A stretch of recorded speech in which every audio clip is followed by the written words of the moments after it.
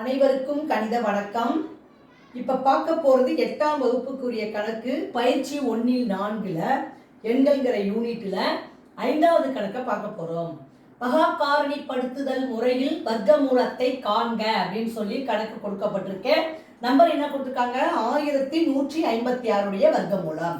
என்ன மெத்தட்ல கண்டுபிடிக்க போறோம்? பகாக்காரணிப்படுத்துதல் முறையில இந்த கணக்குரிய விடையை கண்டுபிடிக்க போறோம். இப்ப பாருங்க, 1156 இதை பகாக்காரணி முறையில ஃபர்ஸ்ட் கண்டுபிடிக்கிறோம். ஃபர்ஸ்ட் 2ஆம் வாய்ப்பாடுல நான் வகுக்கிறேன். I2 10 மீதி 1, 15ல 7 2 14 மீதி 1, 16ல 8 2 16. திரும்பவும் 2ஆல வகுக்கிறேன்.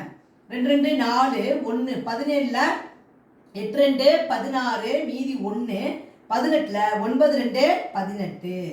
அடுத்து இங்க என்ன நம்பர் வந்திருக்கு? 289 வந்திருக்கு. இந்த நம்பரை பொறுத்த வரைக்கும் 17ஆம் வாய்ப்பாடு மட்டும்தான் இது வகுக்குது. 17 17 289. திரும்பவும் 17ஆம் வாய்ப்பாடுல 17 17. இப்போ இதை மாதிரி நம்ம பகாக்காரணிப்படுத்துதல் முறையில நம்பரை வகுத்துருக்கோம். இப்போ என்ன செய்ய போறோம்? எடுத்து எழுத போறோம்.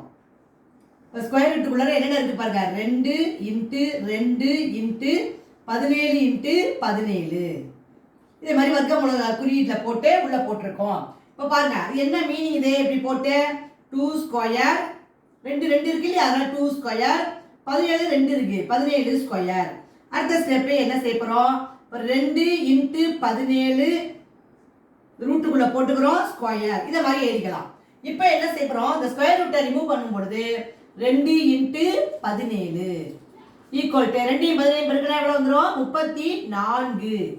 Therefore 1156 வர்க்கமூலம் என்ன ஆன்சர் கண்டுபிடிச்சிருக்கோம்? 17.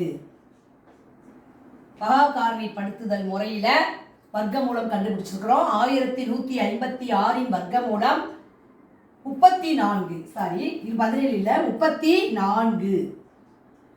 1156 வர்க்கமூலம் என்ன கண்டுபிடிச்சிருக்கோம்? 34. புரிஞ்சுங்களா?